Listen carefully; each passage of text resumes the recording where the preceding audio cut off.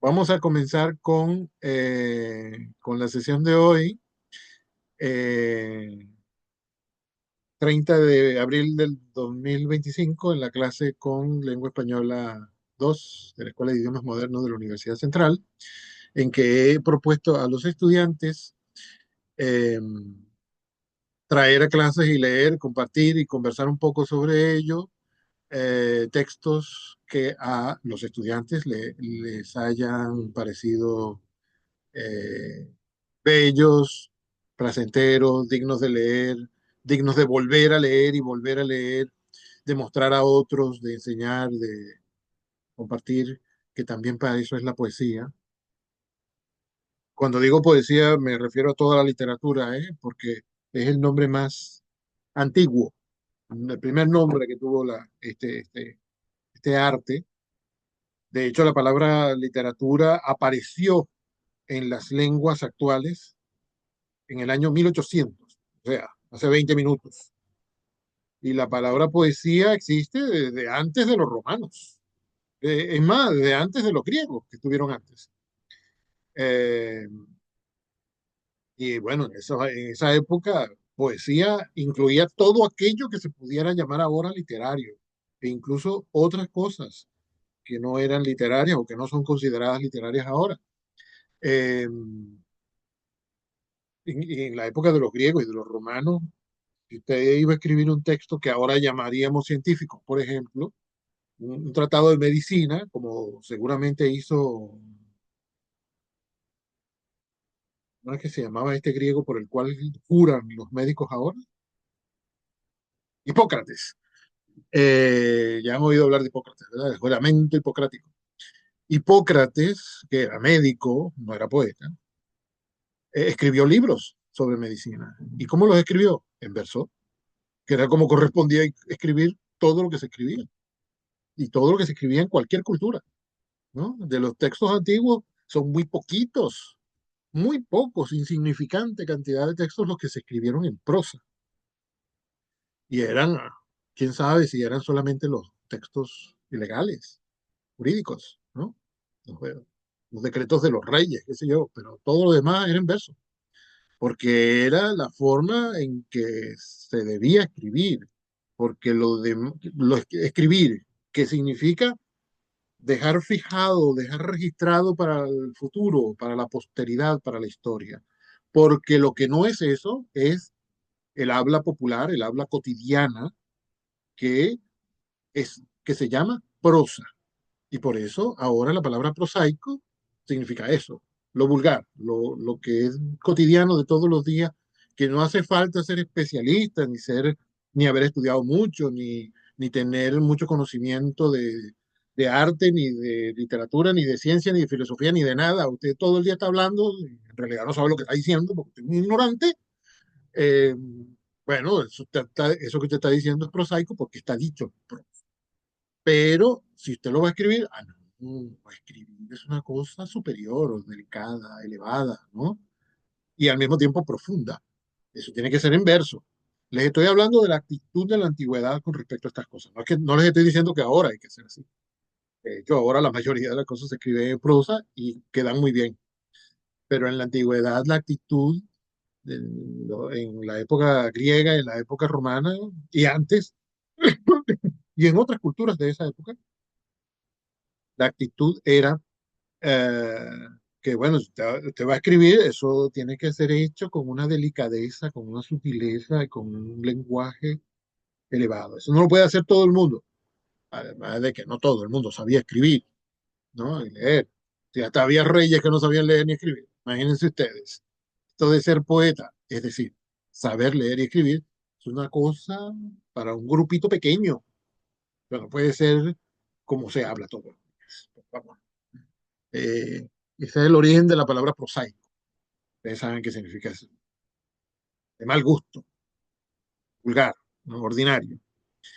Eh, Estoy diciendo todo esto, no para fastidiarlos, sino para que veamos, para explicar por qué digo poesía, refiriéndome a toda la literatura. La palabra literatura se utiliza sobre todo para lo que se escribe en prosa, pero también incluye poesía. Es la palabra que se ha terminado imponiendo para la disciplina toda de lo literario, ¿no? Del arte de la literatura. Si estuviéramos en el siglo IV antes de Cristo, por ejemplo, o incluso después de Cristo, diríamos poesía. Profe, ¿cómo sabe con tanta precisión que la palabra literatura apareció en el año 1800, hace 225 años? Bueno, porque se sabe con certeza, los especialistas han determinado que la primera vez que se usó esa palabra fue en una carta de una escritora francesa llamada, bueno, no sé cómo se llamaba, pero la llamaban Madame de Stael, que era el apellido de su marido, ¿no? De su esposo, el conde, el marqués, el no sé qué cosa de Stael. Se escribe Stael en francés. Eh, y bueno, ella era una persona conocida en Francia y en otros países, y era escritora también, poeta. Y un día en una carta creó la palabra literatura a partir de la palabra litera, letra, en latín, ¿no? Porque la literatura es el arte de las letras. Ya antes de eso se llamaban letras, se llamaba letras a la literatura. Todavía se llama el mundo de las letras, por ejemplo. La escuela de letras, en realidad debería llamarse la escuela de literatura, porque eso es lo que se estudia ahí, literatura. Pero se llama así con un tinte clásico, un tinte artístico, se le llama escuela de letras, en lugar de escuela de literatura. Se llama hombre de letras a cualquier escritor, escriba cualquier tipo de, escriba el tipo de literatura que escriba, aunque, aunque no parezca literatura. Eh, bueno, también es interesante saber que en esa época antigua todo lo que se escribía tenía que tener forma literaria, o sea, poética, en verso. Los grandes textos clásicos antiguos que conocemos fueron escritos en verso. La Biblia fue escrita en verso. Eh, las mil y una noches posiblemente se haya escrito en verso. Ahora me está entrando la incerteza sobre eso. Existirá la palabra incerteza. La Odisea, la Ilíada, fueron escritas en verso. La Ilíada tiene 14.000 versos eh, y rimaban. Todo eso rimaba. Y ahora es muy difícil traducirlo a las lenguas actuales en verso y mucho más difícil traducirla con rima. Entonces, normalmente leemos esos libros antiguos en prosa. Se ha convertido en prosa porque convertirlo a verso, por Dios. Uf. Los libros de la Biblia que se escribieron originalmente en verso, muchos de ellos los tenemos en verso ahora, en las lenguas actuales, pero en verso. No siempre riman, muy pocas veces riman los versos que tenían que rimar, que riman en el idioma original. Eh, bueno, qué fastidio. Yo dije que ya íbamos a comenzar porque no teníamos mucho tiempo que perder y me pongo a hablar de otra cosa. Voy a quitarme yo del medio, no solo para comerme mi arepita, sino para escuchar que mi imagen no sea una perturbación. A ver, ¿quién era la que dijo que iba a comenzar? Pastor. Bueno, las cámaras son tuyas. O bueno, los micrófonos. Micrófono.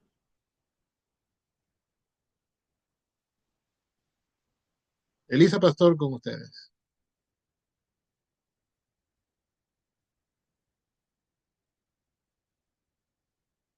¿Qué habrá pasado? ¿Puede desayunar? Aló, ¿se escucha? Sí, señor. Ya me toca hablar, ¿verdad? Sí, señorita. Voy, estaba en un ascensor. Ah, bueno, ok. Perdón.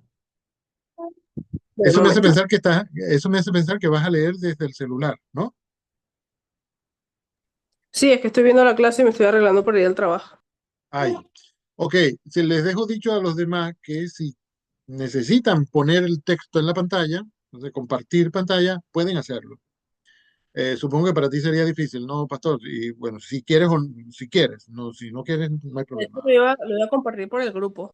No sé si Ok, pueden entrar al grupo ok, y leerlo ok. al mismo tiempo. Bueno, como sea más Poder- sencillo para ti. Sí, sí, voy.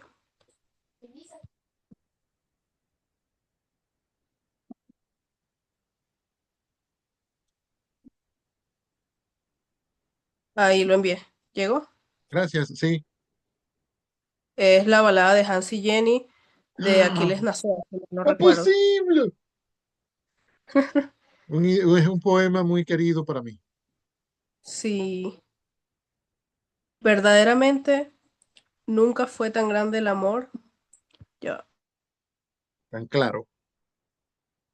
Nunca fue tan claro el amor.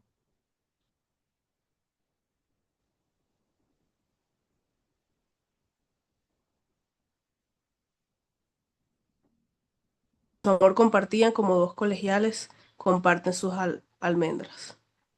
Amar a Jenny era como ir comiéndose una manzana bajo la lluvia. Era estar en el campo y descubrir que hoy amanecieron maduras las cerezas. Hans solía contarle fantásticas historias del tiempo en que los témpanos eran los grandes osos del mar, y cuando venía la primavera, él le cubría con silvestres tucílagos las trenzas. La mirada de Jenny, poblada de dominicales colores el paisaje, poblada, perdón. Bien pudo Jenny Lind haber nacido en una caja de acuarelas.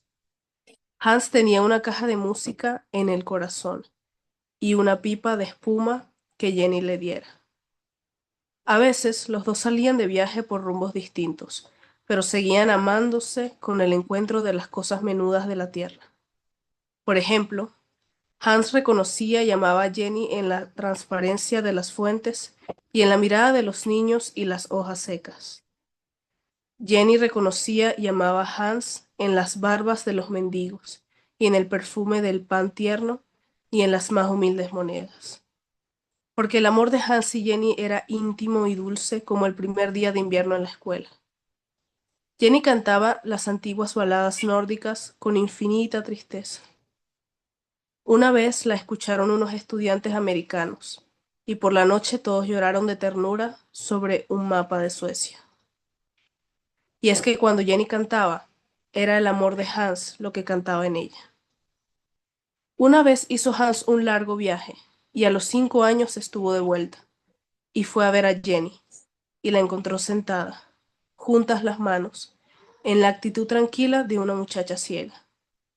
Jenny estaba casada y tenía 2 niños sencillamente hermosos como ella, pero Hans siguió amándola hasta la muerte, en su pipa de espuma y en la llegada del otoño y en el color de las frambuesas. Y siguió Jenny amando a Hans en los ojos de los mendigos y en las más humildes monedas. Porque verdaderamente nunca fue tan hermoso el amor como cuando Hans Christian Andersen amó a Jenny Lind, el ruiseñor de Suecia.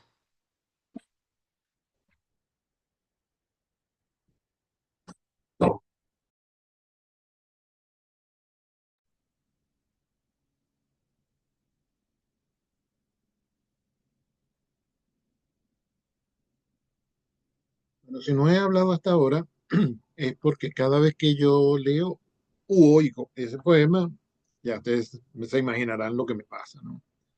Eh, Además, Elisa lo lee bien. Eh, hay una especie de serenidad en su voz que creo que le hace muy bien al poema. Eh, yo sé, uno se enternece, ¿no? Oyendo esto. Tienes una versión del texto, Elisa, que no coincide con la que yo iba recitando en mi mente.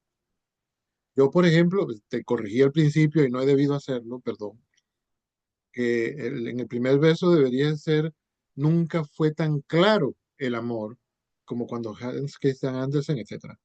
Y que eso se repite al final, y también dice claro. Ajá. Y en esta versión tú pusiste el principio grande y al final hermoso. Yo iba a decir grande porque la pantalla como que se me había movido. Ujú. Entonces dije, bueno, mientras me muevo otra vez al principio, voy a decir lo que recuerdo, porque es Ajá. que me acuerdo que mi papá lo recita así. Él dice, nunca fue tan grande, si mal no recuerdo. Él lo recitaba mientras yo tocaba como una melodía en la guitarra y se escuchaba muy bonito y me acuerdo que la gente hasta lloraba. Ajá, yo cuando mencionaste a tu papá ahora otra vez, yo decía, "Ah, con razón lo aplauden tanto, porque con ese poema uno, hasta la gente que no lo quiere a uno, lo va a aplaudir. Qué maravilla imaginarme que haces eso con tu papá, qué bonito, qué bonito.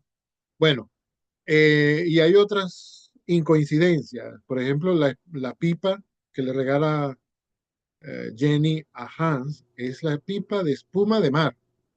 Sí, correcto. Me acuerdo también que mi papá lo decía así. Ok. Entonces me dije, bueno, voy a buscar una versión confiable, que, sobre todo si es tomada de un libro impreso, escaneado, porque yo tengo ese Ujú. libro, pero lo tengo en Caracas, ¿no? Aquí tendría que buscarlo en internet. O sea, que podamos confiar que no es que alguien se equivocó cuando lo estaba copiando, sino que una Probablemente lo foto de la edité. página para ver cómo es que dice, cómo fue que escribió Aquiles Nazoa.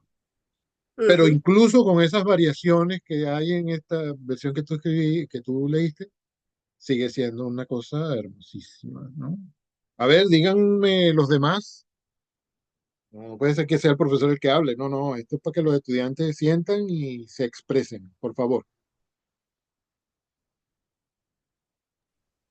Yo quiero, Sí, adelante, por favor. ya. Es del libro El hombre en busca de sentido. Un momento, un Se momento, trata perdón. sobre, ya, Un momento, déjame ver si perdón, lo puedo. perdón. Eh, muy bien, Avi, Ok. no recuerdo ese apellido. Pero, ok, yo me refería cuando dije, a ver, esto es para que los estudiantes sientan y se expresen, me refería a comentarios que espero que hagan cada vez que alguien lee su texto. ¿Alguien tiene algún comentario? Porque también, también suelo decirles a los estudiantes cuando hacemos esto y en cualquier ocasión en que uno lee un poema en público, suelo decirles que cuando uno está delante de una obra de arte, como un poema, por ejemplo, uno tiene que pararse delante, cerca, pararse más atrás, a cierta distancia, por un lado, por el otro lado, ¿no? Si es posible verla desde arriba, también sirve. Cuando uno está delante de una pintura, por ejemplo, conviene acercarse bastante, hasta donde lo permitan las reglas del museo o de la institución donde uno está, ¿no? O el dueño del cuadro que lo tenga en su casa colgado. Eh, conviene acercarse bastante, conviene pararse a 7 metros, ¿no? Porque en cada una de esas posiciones uno va a ver cosas, ¿no?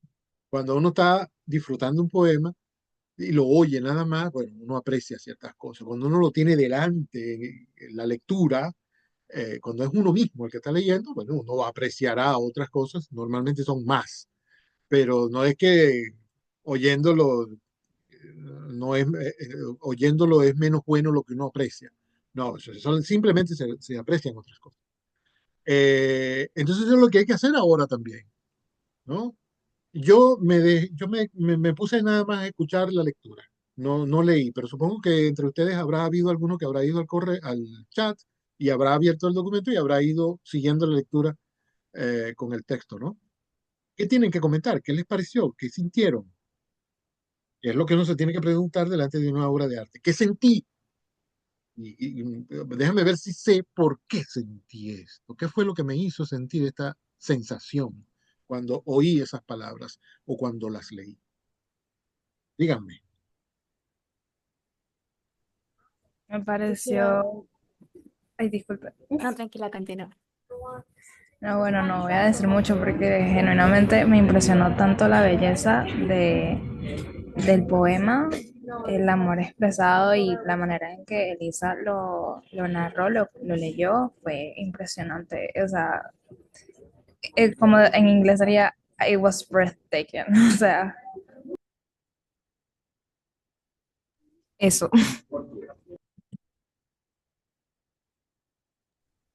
Muy bien, muy bien. Te llegó al corazón, evidentemente, por lo que dices en inglés. Cierra, dinos.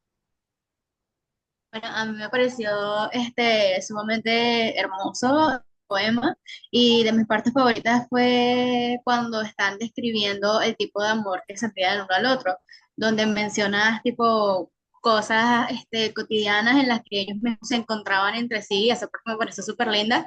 Igualmente la parte final me dejó, o sea, yo lo interpreté como que él se fue y al final no quedaron juntos y eso fue muy triste para mí, pero igual te quedé un poco confundida y no sé si pudiera explicar un poco, tipo, más allá, qué pudo haber sido ese final. que explique yo. Sí, No, si yo qué voy a explicar, si aquí los interesantes son ustedes. No, esto no tiene explicación.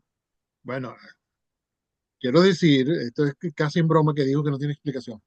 Quiero decir que en realidad cada quien ve algo diferente, que, bueno, pueden ser coincidentes también en un poema. Y no existe la interpretación correcta y la interpretación incorrecta, ¿no? Esto es una interpretación por cada lector. Es más, 7, 8 interpretaciones posibles por cada lector cada vez que lo lea. Dentro de 7 años se vuelven a encontrar esto y lo vuelven a leer y se dirán, ay, Dios mío, pero mira, ahora veo esto y esto otro y esto otro. Qué lástima que ya no lo puedo decir en la clase de lengua española. Eh, Cuando dijiste que, bueno, sin embargo, tengo algún comentario para responderte. Este, Cuando dijiste que, ay, al final no quedaron juntos, yo me dije, bueno, pues ¿quién dijo que el amor es para quedar juntos? O la poesía. Ah, maravilloso si cuentan la historia de uno y al final de la historia, del texto escrito, bueno, uno está con la muchacha que le gusta o con el muchacho que le gusta y bueno, todo lindo. Sí, magnífico, pero bueno, también hay los textos en los que no pasa eso, sino que pasa lo contrario, no quedan juntos. Lo que pasa es que cuando termina el texto, lo que pasa es que el final del texto no es el final de la historia. Después de que se terminó el texto escrito por Hans Christian Andersen, que por cierto lo escribió cuando ya no existían ni Hans ni Jenny, que son personajes reales, por cierto. Hans Christian Andersen es Hans Christian Andersen, el autor del Patito Feo, ¿no? El escritor danés que existió de verdad. Era bien feo. Es más, él es el Patito Feo. Y Jenny Lind es mucho menos conocida, pero también fue conocida en su época, y era ciertamente una cantante profesional de música lírica, ¿no? De ópera y qué sé yo, de ese tipo de música que recorría el mundo cantando. Y era una mujer hermosísima y un día Andersen fue a un concierto de ella y quedó paralizado por la belleza y la voz y la belleza de la voz de Jenny y bueno, se hicieron amigos. Hay quienes dicen que Andersen quedó enamorado de ella y hay quienes dicen que Jenny también quedó enamorada de Hans, pero Jenny ya era casada cuando lo conoció. Y sobre Hans, no sé, ni siquiera recuerdo si Hans se casó o no alguna vez. El personaje real, digo. Y entonces la historia esta que cuenta Nasoa aquí no es exactamente, se